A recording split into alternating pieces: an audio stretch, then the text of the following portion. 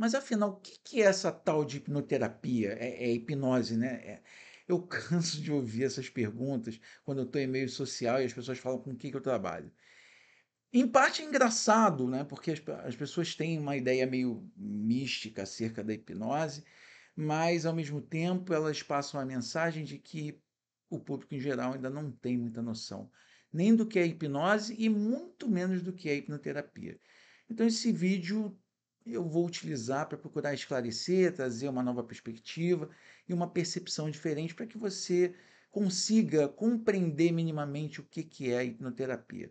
Depois de 10 anos fazendo isso, acho que eu vou conseguir colaborar de alguma forma. Beleza? Primeiramente, seja bem-vindo, buenas, seja bem-vindo. Meu nome é Alain Magalhães e se você está atrás de autoconhecimento e desenvolvimento pessoal, esse é o canal. Então, ó, se inscreve no canal, por favor, para dar essa moral para o tio e eu poder continuar criando conteúdo para você. Beleza? Vamos crescer junto. Muito bem, então vamos falar sobre a palavra primeiro, né? Hipnoterapia é uma mescla de hipnose com terapia. A primeira coisa não é uma terapia em si. A hipnoterapia é uma terapia que utiliza uma ou mais abordagens terapêuticas que se vale da ferramenta da hipnose para poder não só tornar mais efetivos os resultados, como buscar um processo mais rápido, uma aceleração nesse processo. Basicamente é isso. Hipnoterapia. Então, vamos tirar o hipno, a gente tem uma terapia comum, ok? Hipnoterapia, você utiliza a hipnose no processo terapêutico para fazer com que os resultados sejam mais rápidos e mais efetivos. Basicamente é isso. E aí vamos falar primeiro sobre hipnose. Não vou aprofundar muito na hipnose, mas a primeira coisa que a gente precisa saber, porque as pessoas vão falando de hipnose, hipnose, hipnose, inclusive o próprio pessoal do meio fica meio confuso com relação tá, mas que conceito de hipnose você está levando? Pois é meio que parecido com memória. Você fala em memória, memória pode ter vários sentidos a mesma palavra.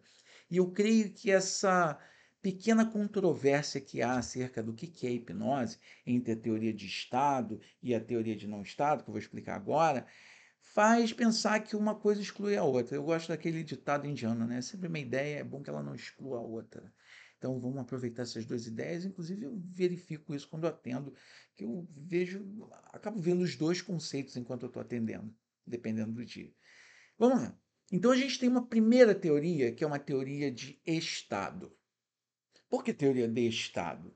Porque ela entende que quando há esse estado hipnoidal ou transe, a pessoa entra num estado diferente de consciência, aonde ela fica mais suscetível a sugestões. Ponto. Legal o conceito? Legal. Já viu qual a corrente que eu estou tendendo. Eu gosto da outra, que é a teoria de não estado, ou seja, você não precisa estar em transe ou nesse chamado estado hipnoidal para poder entrar em hipnose. Então, essa teoria de estado, ela entende o seguinte, de não estado, ela entende o seguinte: hipnose é toda e qualquer alteração subjetiva da sua percepção da realidade eliciada, ou seja, produzida por uma linguagem verbal ou não verbal. Prefiro essa. Por quê?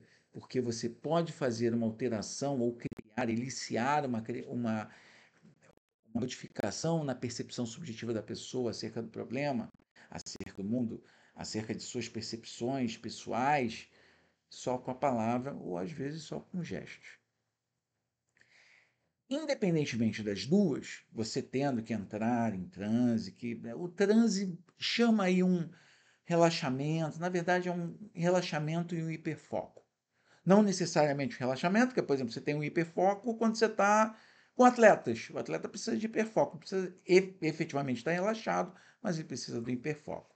Então, se a gente pegar toda essa brincadeira, a gente pode falar que a hipnose é um estado de hiperfoco. Pronto, me livrei de uma forma bem simples. Agora, vamos falar sobre a terapia.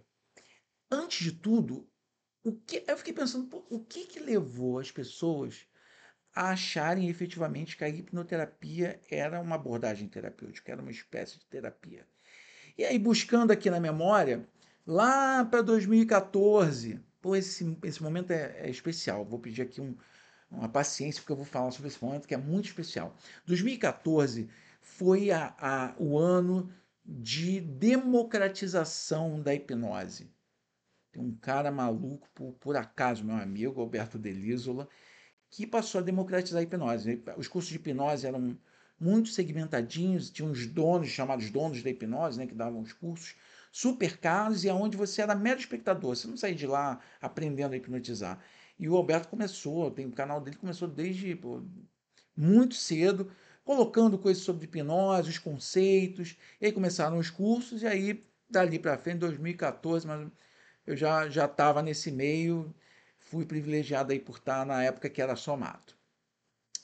E aí o que acontecia? E a parte específica é a seguinte: nos primeiros cursos, nos cursos do Alberto, havia apostilas.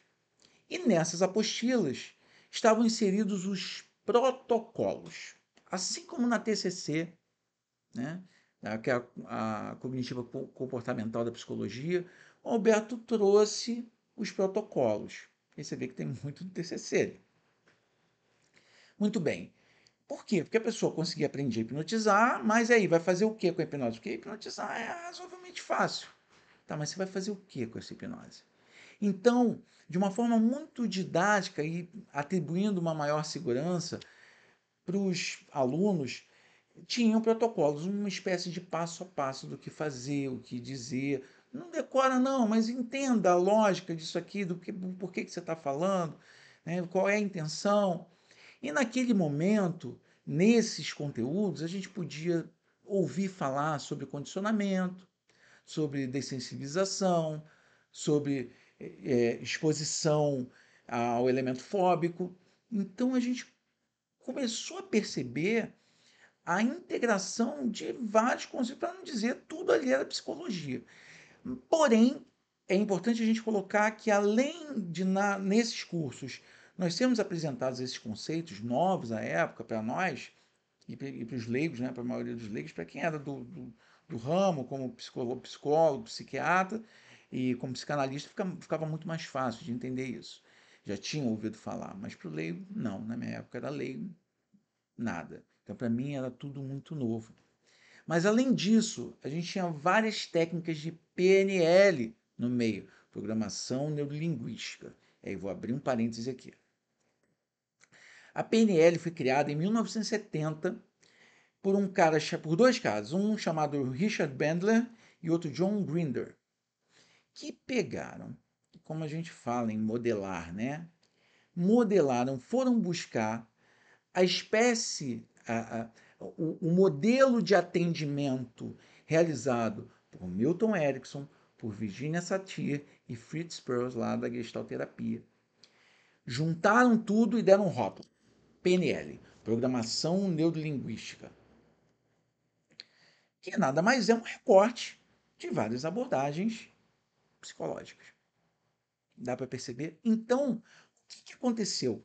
Com esses vários protocolos, com algumas técnicas de PNL misturadas com a hipnose, quando você vê tudo isso num conteúdo, talvez faça você imaginar que a hipnoterapia seja uma terapia em si.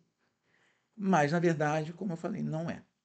Então, a primeira coisa que a gente precisa entender é que, além da hipnose, a gente tem a terapia. E aí, essa terapia, ela precisa estar minimamente congruente.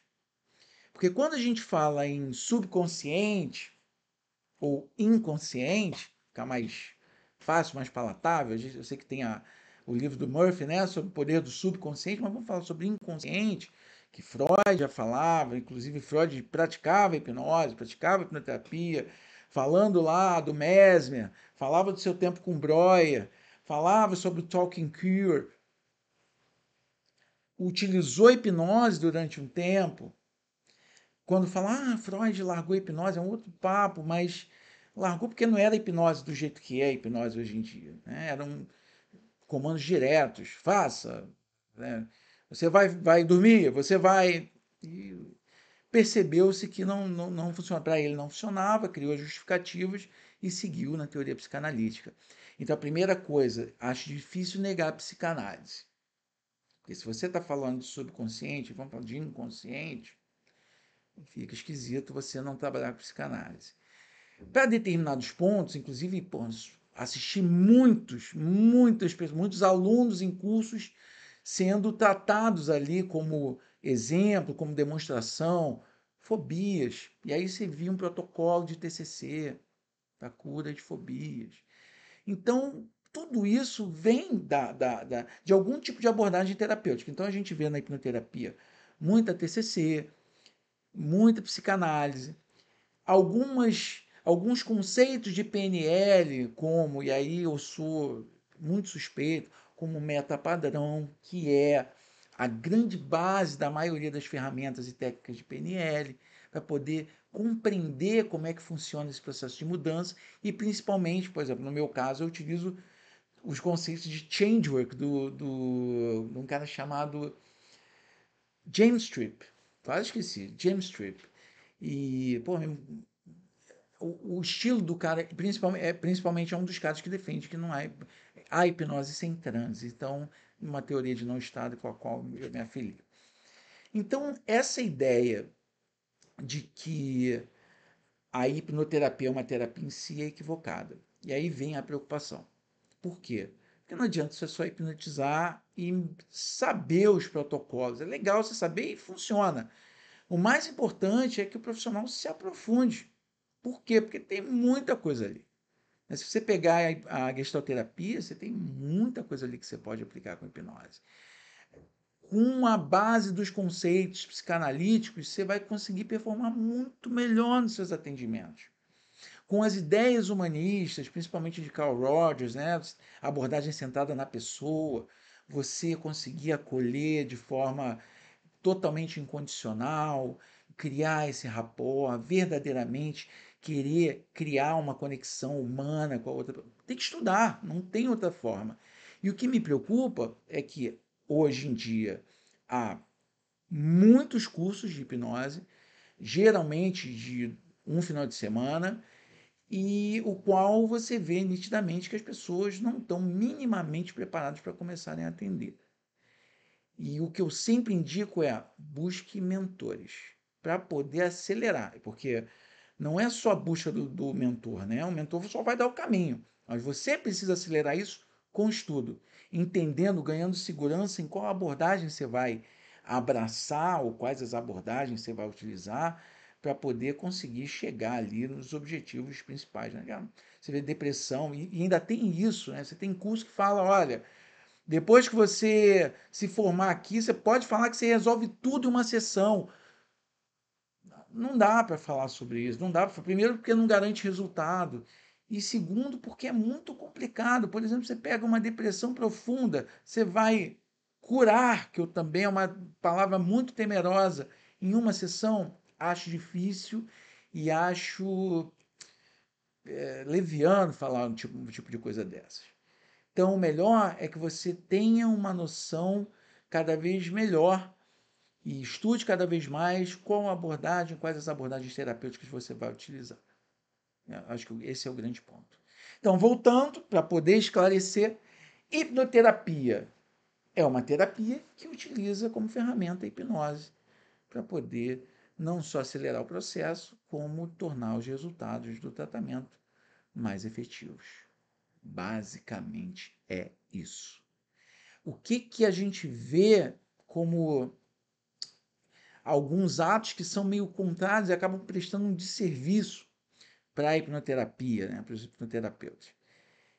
Primeiro são os hipnoterapeutas se colocando num pedestal, botando mão na cabeça, fazendo determinados gestos, né, de minha mente está controlando a sua mente. Pô, e não é isso. Né? Então, na hipnoterapia, quando você está ali em hipnose, não tem controle de mente, você não vai a lugar nenhum, então não tem risco de não voltar. Tudo isso precisa ser esclarecido, precisa ser explicado e não tornar ainda mais misterioso algo que é natural.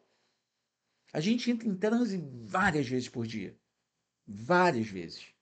E o grande negócio, inclusive segundo a teoria de James Tripp, os nossos grandes problemas estão em prisão quando nós ficamos presos a loopings hipnóticos, onde a gente fica pensando a mesma coisa, imaginando a mesma coisa, daqui a pouco a nossa fisiologia começa a se alterar, a gente tem uma experiência e continua reforçando, aí reforça a crença. Tem um vídeo meu, eu vou botar aí o link, falando sobre o loop hipnótico. Pois é, vem daí.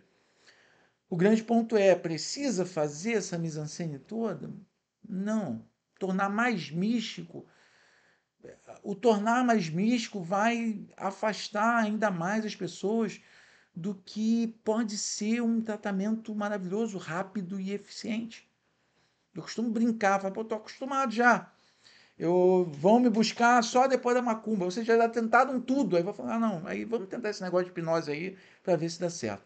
Então, esse vídeo é muito mais para poder explicar ou procurar explicar o que é hipnoterapia. Espero que eu tenha conseguido o meu intento. E aí eu peço, pô, acabou, você assistiu o vídeo até aqui. Primeiro, muito obrigado. Maravilha. Para completar, dá o like, comenta se você gostou desse vídeo, o que você quer que eu fale sobre. E lembre-se que isso aqui é um canal de autoconhecimento, desenvolvimento pessoal, a gente vai falar muito sobre isso. Eu queria te agradecer demais. Dá um like, compartilhe, curta e seja feliz, tá bom? Tamo junto.